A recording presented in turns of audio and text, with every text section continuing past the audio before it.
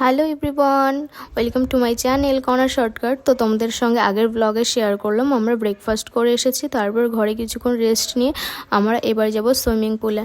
তো আগে তো দেখালাম সুইমিং পুলটা, এটা জাগজি বাঁধ। আর এইখানটা ঝিলপাড় থেকে এইখান থেকে ঝিলপাড়টা খুব সুন্দর দেখা যাচ্ছিল, আর এত সুন্দর হাওয়া লাগছিল কি বলবো।